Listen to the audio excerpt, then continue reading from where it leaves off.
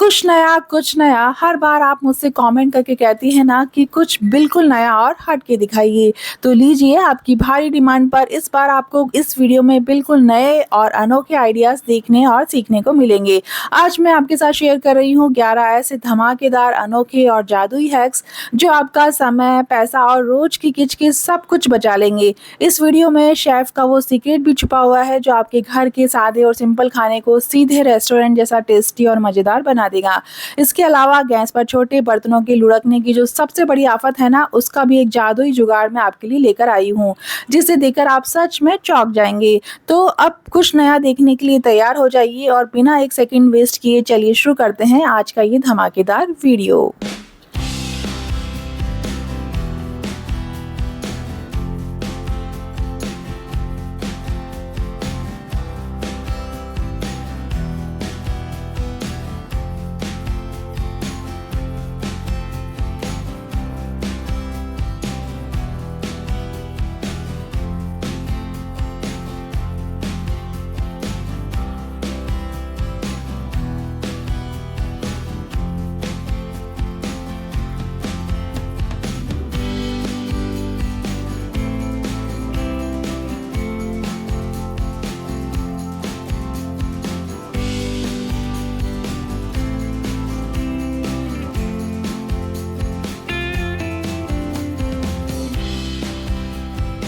मुश्किल काम भी अब होंगे चुटकियों में। अब यहाँ देखिए, कई बार ऐसा होता है ना कि हमें थोड़ी-सी, बिल्कुल थोड़ी-सी ही सब्ज़ी गरम करनी होती है या फिर सिर्फ़ 1 कप ही चाय बनानी होती है, तो उसके लिए हम छोटे बर्तन का यूज़ करते हैं। अब जब हम छोटे बर्तन का यूज़ करते हैं तो ऑब्वियसली उसका जो नीचे का बेस है, यानी कि जो तला है, वह भी छोटा होता है और इस कारण से क्या होता है कि जब हम उसको गैस पर चढ़ाते हैं, तो वह गैस पर स्थिर नहीं रहता, लुढ़क जाता है और कई बार तो उसमें रखा हुआ सामान भी हमसे ढुल जाता है। अगर आपके पास इसके ऊपर रखने का स्टैंड है तो बहुत ही अच्छा, और अगर नहीं है तो यहाँ पर एक कमाल की ट्रिक मैं आपके साथ शेयर करना चाहूँगी।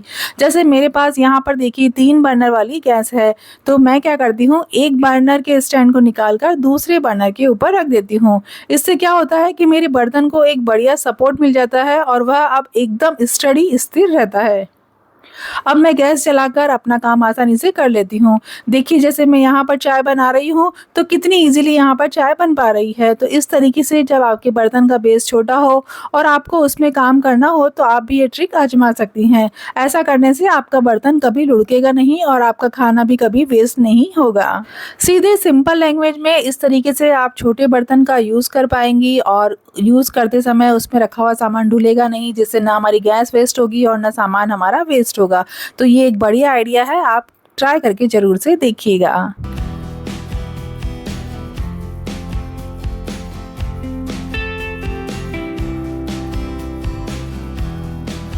अगर आपके बच्चे छोटे हैं तो यह वाली ट्रिक आपके बड़े काम आने वाली है। होता यह है, जैसे यहाँ देखिए, मैंने आज अपनी बेटी के टिफ़िन के लिए पास्ता बनाया है। अब पास्ता जो होता है वो हल्का-सा सॉसी या गीला होता है और जब हम चम्मच को टिफ़िन के अंदर यूँ ही रख देते हैं तो चम्मच पूरी गंदी हो जाती है और पास्ता का सॉस उसके हैंडल पर भी लग जाता है। इस कारण बच्चों को चम्मच पकड़ने में और उससे खाना खाने में बिल्कुल अच्छा नहीं लगता है, उनके हाथ भी गंदे हो जाते हैं। तो इसके लिए हम क्या कर सकते हैं, आप टिफ़िन के ऊपर जैसे वीडियो में दिख रहा है, इस तरीके से एक रबर बैंड लगा दीजिए और फिर चम्मच को उस रबर बैंड के अंदर इस तरीके से अटका कर रख दीजिए। चम्मच अब अपनी जगह पर फिक्स रहेगी, गंदी भी नहीं होगी और बच्चे आराम से खाना खा पाएंगे। आप ये एक बार ट्राई करके देखिएगा।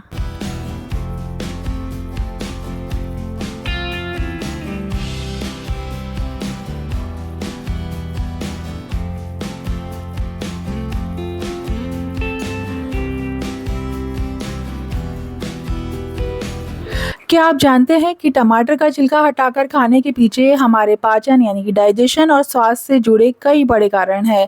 आयुर्वेद और मॉडर्न मेडिकल साइंस दोनों में ही टमाटर का छिलका हटाकर खाने की सलाह दी जाती है। ऐसा इसलिए क्योंकि टमाटर का छिलका हमारी आंतों के लिए पचाना बहुत मुश्किल होता है और कई बार यह पेट की समस्याओं का कारण भी बनता है। अब टमाटर का छिलका हटाने के लिए लोग अलग-अलग तरीके से यूज़ करते हैं। कुछ लोग इसे गर्म पानी में बॉयल करते हैं, तो कुछ लोग गैस पर सीधे गर्म करके करके इसका छिलका हटाते हैं, लेकिन इन सब में बहुत सारा समय वेस्ट होता है। तो मैं क्या करती हूँ, मैं जो छिलने वाला चाकू होता है ना, बस वही रेगुलर पिलर, इसी से मैं टमाटर का छिलका हटा लेती हूँ। आप वीडियो में देखिए, बिना उबाले और बिना गैस जलाए इस पिलर से कितनी आसानी से और फटाफट टमाटर का पूरा छिलका निकल जाता है। तो है ना ये एकदम झटपट और सेहत से भरपूर ट्रिक।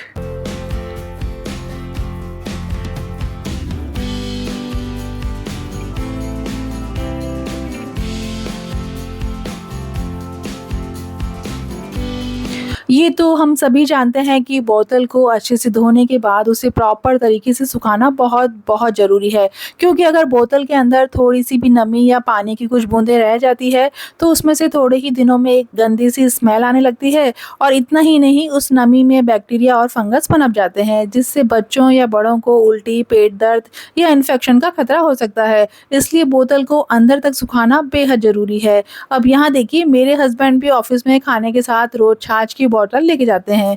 तो छाछ की बॉटल को प्रॉपर धोने के बाद सुखाने के लिए मैं क्या करती हूँ, बाज़ार में इस तरह की जो पैकेट सीलिंग क्लिप आती है ना, तो मैं उसी का ही यूज़ करती हूँ। इसे वीडियो में देखिए मैं किस तरीके से टोकरी के साइड में अटका देती हूँ और बॉटल को धोकर इसके अंदर फँसा देती हूँ। अगर आपके घर में छोटे बच्चे हैं जो बॉटल से दूध पीते हैं, तो ये ट्रिक आपकी बोतलों के लिए भी एकदम बेस्ट है।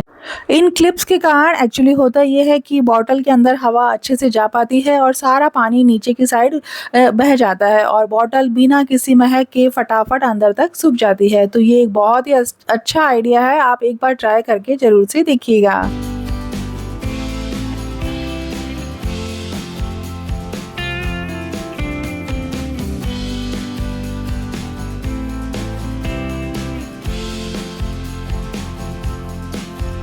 मेरी जो यह ट्रिक है, ये हर माँ के लिए बहुत बड़ी राहत देने वाली है। कई बार ऐसा होता है ना कि स्कूल की कोई ट्रिप जा रही है, पिकनिक है या फिर बच्चों को स्कूल में किसी चीज़ के पैसे देने हैं, तो वह पैसे हम बच्चों को ही दे देते हैं। अब बच्चे तो बच्चे हैं, खेलते-कूदते वक़्त उनकी जेब से वह पैसे निकल कर कब बाहर गिर जाते हैं, उन्हें पता भी नहीं चलता। तो पैसे बच्चों की जेब से निकल कर गिरे नहीं, इसके लिए हमेशा मैं क्या करती हूँ, आप पैसों को अच्छे से फ़ोल्ड करके बच्चों की पॉकेट के अंदर तक रख दीजिए। उसके बाद जेब के कपड़े को नीचे की साइड से पैसों के ठीक ऊपर, देखिए वीडियो में, इस तरीके से एक रबर बैंड लगाकर सिक्योर कर दीजिए। यानी जेब के अंदर ही रबर बैंड से एक लॉक लगा दीजिए। अब बच्चा चाहे जितना भी कूदे-फांदे, चाहने से भी पैसे बिल्कुल बाहर नहीं निकलेंगे और अपनी जगह सेफ बने रहेंगे। और ख़ासकर लड़कियों के कपड़ों की पॉकेट तो बहुत ही छोटी होती है, आपने भी ऐसा देखा ही होगा, तो उनमें से तो पैसे निकल कर बाहर गिर जाने का डर हमेशा ही बना रहता है। तो लड़कियों के लिए तो ये रबर बैंड वाला हैक एकदम वरदान है। अगली बार बच्चों को पैसे देने हो तो यह ट्रिक ज़रूर से आज़माइएगा। अब जब बात पैसों की चली है, तो पैसों को हमें किस तरीके से गिनना चाहिए कि माँ लक्ष्मी की कृपा हमेशा हम पर बनी रहे और घर में बरकत हो, तो यह जानना भी बेहद ज़रूरी है। अक्सर हम देखते हैं कि बहुत से लोग पैसे गिनते समय अपनी उँगली पर थूक लगाते हैं और फिर फटाफट नोट गिनने लगते हैं। वैज्ञानिक तौर पर भी ये तरीका बहुत ही गंदा है, क्योंकि नोट पर बहुत सारे बैक्टीरिया होते हैं जो हमारे पेट में जा सकते हैं। लेकिन इसमें धार्मिक और आध्यात्मिक दृष्टि से भी इसे शास्त्रों में बहुत बड़ा दोष माना गया है। पैसे पर थूक लगाना साक्षात माँ लक्ष्मी जी का अनादर करने जैसा होता है, जिससे घर में बरकत चली जाती है। और जब भी आप नोट गिने, तो उन्हें इस तरीके से गिनिए कि नोट आपकी साइड आए। जैसे आपको वीडियो में दिख रहा होगा, यहाँ पर मैंने आपको 2 तरीके शेयर किए हैं कि नोट को अगर आप इस तरीके से गिनेंगी, तो आपके घर में बरकत बनी रहती है। तो इस तरीके से आप हमेशा नोट गिनिए। और एक बात और मैं यहाँ पर कहना चाहूँगी कि जब भी आप किसी को पैसे दें या किसी से पैसे लें, तो हमेशा सीधे हाथ का ही इस्तेमाल करें। ऐसा माना जाता है कि सीधे हाथ से किया गया धन का लेन-देन घर में समृद्धि लाता है। आप इस बारे में क्या सोचती हैं? मुझे बताइएगा ज़रूर। और नोट जो हमारे फिसल कर नीचे ना गिर जाएँ, इसलिए हमेशा एक रबर बैंड उन्हें पहना कर ही रखिए, जिससे आपको गिनने में भी आसानी रहेगी और आपके नोट स्लिप होकर कहीं इधर-उधर घूमेंगे भी नहीं। तो इसलिए हमेशा एक रबर बैंड उन्हें पहना कर ही रखिए। डस्टबिन में थैली लगाना यह हमारे रोज का काम है, लेकिन इसके अंदर भी एक आर्ट है। डस्टबिन में जब हम थैली पहनाते हैं, तो थैली के अंदर हवा भर जाने के कारण वह डस्टबिन में प्रॉपर्ली नीचे नहीं बैठती है, या फिर क्या होता है कि बार-बार वह थैली उड़कर हमारे हाथ पर ही चिपक जाती है।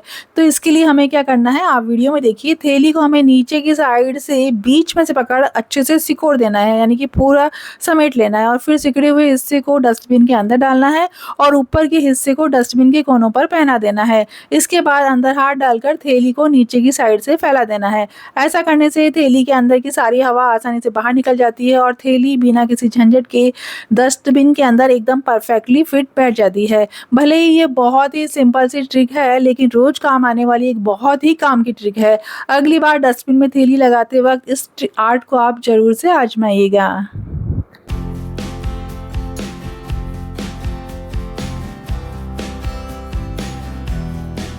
मुश्किल काम भी होंगे अब चुटकियों में। इसके अंदर मेरी नेक्स्ट ट्रिक ये है कि जब हम ब्रेड के ऊपर जैम लगाते हैं ना, तो आमतौर पर हम क्या करते हैं, पहले चम्मच के अंदर सीधे हिस्से से जैम लेते हैं और फिर चम्मच के पिछले हिस्से मतलब उल्टे हिस्से से जैम को ब्रेड पर फैलाते हैं। तो इससे अच्छा क्यों ना हम जैम की शीशी में से जैम को चम्मच के पिछले हिस्से में से ही निकालें और पिछले हिस्से से ही ब्रेड पर फैला दें। आप वीडियो में देखिए, ऐसा करने से क्या होता है कि चम्मच के अंदर की ऊपर की साइड जो जैम फंसा रह जाता है वो वेस्ट हो जाता है। वह प्रॉब्लम हमें बिल्कुल नहीं आएगी। चम्मच एकदम साफ रहेगी, जैम भी वेस्ट नहीं होगा और ब्रेड पर बहुत ही स्मूथली फैल जाएगा। तो ये एकदम सिंपल है और कमाल का आइडिया है।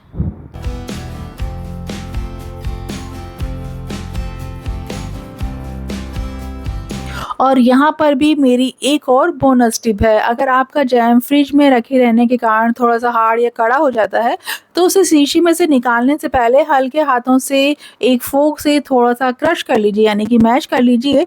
ऐसा करने से क्या होता है, हार्ड जैम एकदम सॉफ्ट और हल्का-सा लिक्विड कंसिस्टेंसी में आ जाता है, जिससे चम्मच उसे आसानी से पकड़ पाएगी। यानी आप उसे चम्मच पर बहुत ही ईज़िली निकाल पाएँगे। फिर ब्रेड पर फैलाना तो और भी आसान हो जाएगा। तो अगली बार जो इस तरीके का हार्ड जैम है उसे सॉफ्ट और स्मूथ करने के लिए फोर्क वाली इस ट्रिक को आप ज़रूर से यूज़ करके देखिएगा।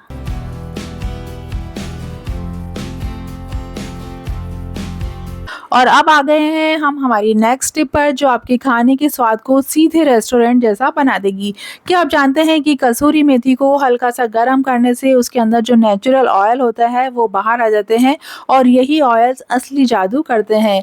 साथ ही गर्म करने से हमारी जो कसूरी मेथी होती है वो करकर यानी कि क्रिस्पी हो जाती है। जब ये क्रिस्पी हो जाती है तो इसे हाथों से क्रश करना बहुत आसान हो जाता है और जिससे इसका प्रॉपर स्वाद और महक बाहर निकल कर आती है। इसके बाद चाहे आप दाल मखनी बनाइए, शाही पनीर बनाइए या फिर किसी भी सूखी सब्जी में इसका यूज़ कीजिए। आपको खाने में बिल्कुल रेस्टोरेंट जैसा जायका मिलेगा। तो अगली बार जब भी आप कसूरी मेथी का इस्तेमाल करें, उसे हमेशा पहले हल्का सा रोस्ट यानी गरम कर लीजिए और फिर हल्के हाथों से क्रश करने के बाद ही सब्जी में डालिए। ये छोटा सा बदलाव आपके खाने का स्वाद 100 गुना बढ़ा देगा।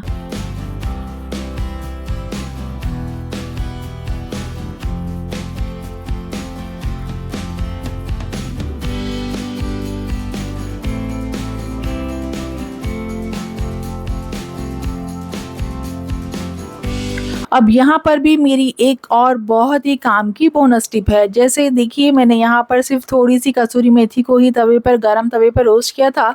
अब बाकी जो कसूरी मेथी का पाउच बचा है उसे हवा से बचाने और ख़राब होने से रोकने के लिए मैं क्या करती हूँ, इसके लिए आपको किसी महँगे सीलर की ज़रूरत नहीं है। बस गैस पर एक चाकू को हल्का-सा गरम कर लीजिए और फिर इस गरम-गरम चाकू को कसूरी मेथी की थैली की जो खुला हुआ हिस्सा है ना, उसके ऊपर जैसे मैंने वीडियो में दिखा रही हूँ, उस तरीके से आप उसे रगड़ दीजिए। ऐसा करते से ही प्लास्टिक आपस में चिपक जाएगा और हमारा ये कसूरी मेथी का पाउच एकदम परफेक्टली सील हो जाएगा। इसके अंदर ना तो अब हवा जाएगी और ना ही हमारी मेथी खराब होगी। तो है ना, एकदम फ्री का ये परमानेंट जुगाड़। इसे आप किसी भी थैली को सील करने के लिए यूज़ कर सकती हैं।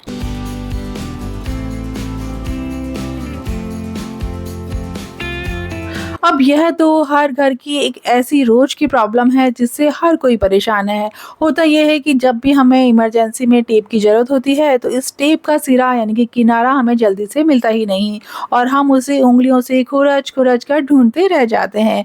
तो इस सिरे को चुटकियों में ढूँढने का एक बहुत ही सीधा और आसान सा उपाय ये है कि आप कोई भी मार्कर या स्केच पेन ले लीजिए। अब इस मार्कर को टेप के चारों ओर, जैसा कि मैं वीडियो में आपको दिखा रही हूँ, हल्के हाथों से मतलब चारों तरफ लगा दीजिए, रगड़ दीजिए। मार्कर चलाने के बाद बस उसे उँगली से हमें उसे थोड़ा-थोड़ा सा रब करते जाना है ऐसा करने से क्या होगा, जहाँ पर टेप का सिरा खत्म हो रहा है वहाँ पर मार्कर की इंक यानी कि स्याही की एक बारीक सी लाइन साफ दिखाई देने लगेगी, क्योंकि इंक उस किनारे में जाकर फंस जाती है। बस देखते ही देखते आपको टेप का सिरा तुरंत मिल जाएगा। तो है ना, ये एकदम जादुई और कमाल की ट्रिक। अगली बार जब भी टेप का सिरा ना मिले तो ये स्केच पेन वाला हैक आप जरूर से ट्राई करके देखिएगा।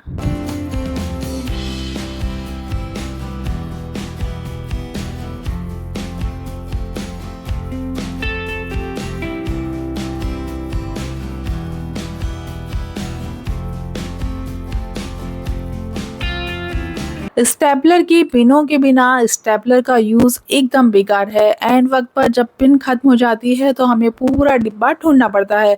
तो यहाँ देखिए मैं क्या करती हूँ, यह जो स्टेपलर अंदर पिनें डालने वाला जो ऊपर का कॉलम होता है, जो खांचा बना होता है, उसके अंदर तो मैं पूरी पिन भर ही देती हूँ, यानी वहाँ तो मैं पिन लगा ही देती हूँ, क्योंकि वहाँ पिन लगाएंगे तभी तो स्टेपल होगा। इसके अलावा मैं क्या करती हूँ, स्टेपलर के नीचे या पीछे की साइड भी थोड़ी सी सीक्रेट स्पेस जो होती है ना, तो वहाँ पर भी मैं स्टेपलर की कुछ एक्स्ट्रा पिनें रख देती हूँ और बाद में स्टेपलर को बंद कर देती हूँ। ऐसा करने से क्या होता है कि जब भी काम करते वक्त हमारे स्टेपलर की पिन अचानक से ख़त्म हो जाती है तो हमें नया डिब्बा ढूंढने की टेंशन नहीं होती। बस स्टेपलर को नीचे से खोलिए, एक्स्ट्रा पिन हमने पीछे की साइड जो रखी हुई थी उसे आप ऊपर की साइड लोड कर दीजिए और आपका काम बिना रुके चुटकियों में हो जाता है। तो है ना, ये एकदम स्मार्ट और छुपा हुआ हैक। तो दोस्तों, ये थे वो स्मार्ट और मज़ेदार हैक्स जो आपके घर और किचन के मुश्किल कामों को भी बाय बाय कह देंगे और आपका काम चुटकियों में आसान बना देंगे। अब भाई, मैंने तो अपने सीक्रेट आपके साथ शेयर कर दिए, लेकिन अब आपकी बारी है। नीचे कमेंट बॉक्स में मुझे फटाफट बताइए कि इन सब में से कौन सी वाली ट्रिक देखकर आपके मुंह से निकला वाह, पहले क्यों नहीं पता था। मुझे आपके कमेंट्स का इंतजार रहेगा। अगर आज की वीडियो आपको थोड़ी सी भी काम की और मज़ेदार लगी हो तो बिल्कुल कंजूसी मत कीजिएगा। इस वीडियो को एक प्यारा सा लाइक दीजिए, अपनी सहेलियों और फैमिली के साथ इसे दबाकर शेयर कीजिए। और हाँ, ऐसे ही स्मार्ट ट्रिक्स हर हफ्ते देखने के लिए चैनल को सब्सक्राइब करके बेल आइकॉन को जरूर बजा दीजिएगा, ताकि अगली वीडियो आते ही सबसे पहले आपको पता चल सके। तब तक अपना ख्याल रखिए, स्मार्ट तरीके से काम करते रहिए। Thank you so much for watching. तो मिलते हैं अगले मंगलवार कुछ नए और इंटरेस्टिंग आइडियाज़ के साथ। तब तक देखते रहिए हर मुश्किल का हल सुन सकी का channel. Thank you and bye bye friends.